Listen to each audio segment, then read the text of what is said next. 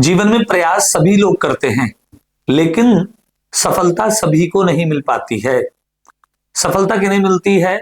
सफलता उन्हें मिलती है जो सफलता विषय है। ध्यान से सुनिएगा और समझिएगा। मेरे अपने जीवन का एक व्यक्तिगत अनुभव है। जो सफलता है वो भाग्य का विषय है। Success is a subject of luck and stability is a subject of labour. जो सफलता है वो भाग्य का विषय है और वहां टिकना ये आपके श्रम के ऊपर निर्भर करता है। जी हाँ, यदि आप बहुत प्रयास कर रहे हैं और आपको सफलता नहीं मिल पा रही है, तो जो आज की वीडियो है ये आपके बहुत काम की होने वाली है। क्यों?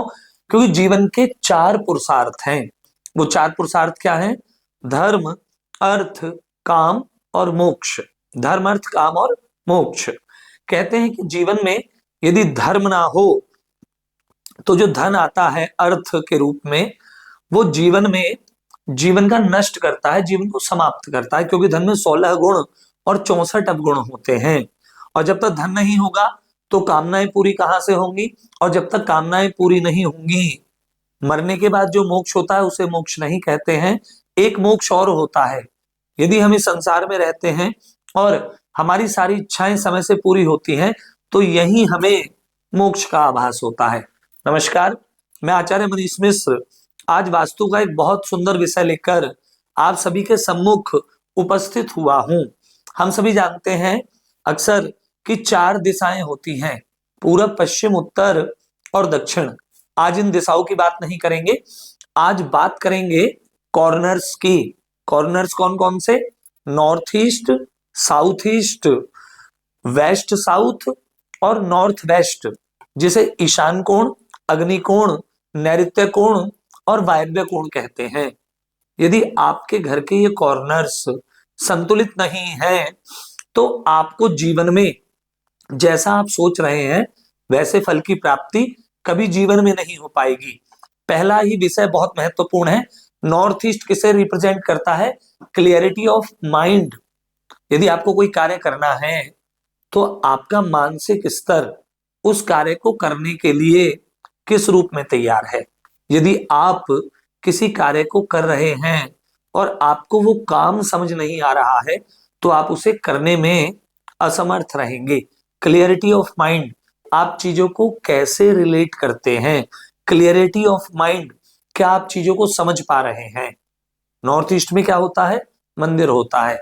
तो कहने का तात्पर्य ये है कि यदि ईशान में मंदिर है और आपके मन में, मस्तिष्क में भगवान है, तो आपको सब कुछ समझ आएगा। इसलिए अपने ईशान को सदैव अच्छा रखिए और संतुलित रखिए, उसे इम्बैलेंसेस से बचा कर रखिए। जो दूसरा कॉर्नर है जिस पर सभी का ध्यान जाता है, वो कॉर्नर कौन सा है? साउथ ईस्ट, जिसे आग्नेय कोण कहते हैं। और ये कहते हैं कि यहाँ किचन का होना अनिवार्य ही है, और ये बात सत्य है।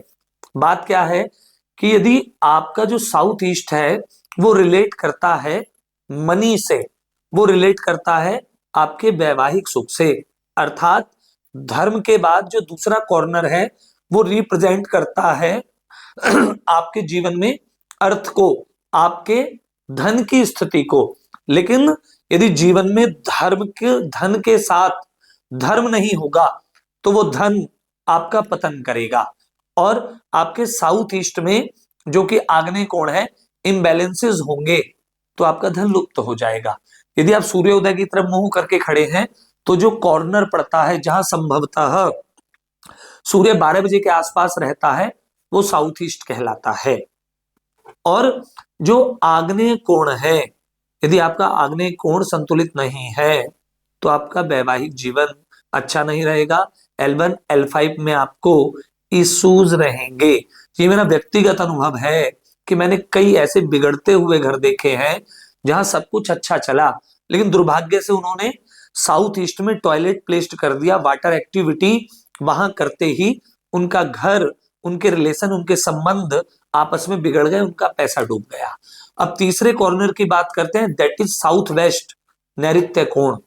नैऋत्य कोण किस चीज का है? रिलेशनशिप स्किल्स का, अर्थात धर्म, अर्थ, काम। आपकी जो भी कामनाएं हैं, कामनाओं का मतलब आपके जो संबंध है, संबंध का मतलब आपके जो पितृ देवता है, जो साउथ वेस्ट है, जो नैऋत्य है, जो आपकी कामनाओं को पूर्ति करते हैं। बिना पितरों की कृपा के कोई भी कामना पूर्ण नहीं होती। बिना पितरों की कृपा के हमें कोई नया भवन, नया वाहन, हमारी वंश वृद्धि कभी पूरी नहीं होती। इसलिए कहते हैं कि घर में जब भी घर बनाएं तो साउथ वेस्ट हमेशा ऊंचा रखें, अपना स्थान वहां रखें। साउथ वेस्ट ऊंचा रखने से पितरों का स्थान ऊंचा होगा। साउथ वेस्ट दबा होने से और ऊंचा होने से आपकी कामनाएं अवश्य ही पूरी होंगी। तो नॉर्थ ईस्ट हो गया धर्म, साउथ ईस्ट हो गया अर्थ, साउथ वेस्ट हो गया काम। अब बात करते हैं नॉर्थ वेस्ट की, जो कि वायव्य कोण है, जिसे वास्तु में सपोर्टिव बैंकिंग कहा जाता है। लेकिन आज इसे सही परिप्रेक्ष्य में समझेंगे, इसे मोक्ष भी कहा जा सकता है। इसे मोक्ष क्यों कहा जा सकता है? पहले चंद्रमा के स्तर पर लेता हूं इस बात को। चंद्रमा मन का कारक है। यदि आपके मन में प्रसन्नता नहीं है, आपका मन बेवजह अशांत रहता है, आपका मन चीजों को नहीं समझ पाता, आपके मन में इच्छाएं ही नहीं है, तो आपका जीवन जीवन नहीं कहलाएगा। कहने का तात्पर्य ये है कि यदि आपके घर में आपका नॉर्थ वेस्ट संतुलित नहीं होगा, तो आप कहीं से लोन लेंगे, वो लोन आप कभी नहीं चुका पाएंगे। आपकी जो ईएमआईज हैं वो बिगड़ती चली जाएंगी। तो इसे किस परिप्रेक्ष्य में समझना है कि हमारे चारों पुरुषार्थ हमारे घर में वास करते हैं, और वो north east, south east, south west और नॉर्थ वेस्ट में ईशान कोण के रूप में, अग्नि कोण के रूप में, नैऋत्य कोण के रूप में और वायव्य कोण के रूप में रहते हैं। यदि आपके घर में नॉर्थ ईस्ट में कोई भी वास्तु इम्बैलेंसेस हैं, XYZ वहां कुछ भी है, मंदिर नहीं है, तो एक विंग चैन लगा दीजिए, आपके वास्तु दोष दूर हो जाएंगे। यदि आपका साउथ ईस्ट में किचन नहीं है, तो गाय के घी का 11 दिन का या 24 घंटे का एक दीपक जला दीजिए, आपके वास्तु दोष दूर हो जाएंगे। यदि साउथ वेस्ट में आपके कुछ वास्तु इम्बैलेंसेस हैं, आपके रिलेशनशिप स्किल्स में कुछ प्रॉब्लम आ रही है, आपकी कामनाएं, पितरों का आपको आशीष नहीं मिल रहा है, उनकी कृपा आपको प्राप्त नहीं हो रही है, तो वहां खड़े होकर 11 बार गायत्री मंत्र का पाठ कीजिए, आपकी कामनाएं पूरी होंगी। और यदि नॉर्थ वेस्ट में आपको मोक्ष अर्थात जैसा आप चाहते हैं वैसा जीवन आप व्यतीत नहीं कर पा रहे हैं, तो पूर्ण चंद्रमा का या तो वहां चित्र लगा दीजिए, या सफेद पुष्प वहां सुगंध वाले रख दीजिए, या वहां गुलाब जल का स्प्रे कीजिए, तो आपकी कामनाएं अवश्य ही संपूर्ण होंगी। और ये कॉर्नर्स आपको जीवन में धर्म अर्थ काम मोक्ष की पूर्ति अवश्य ही कराएंगे। नमस्कार।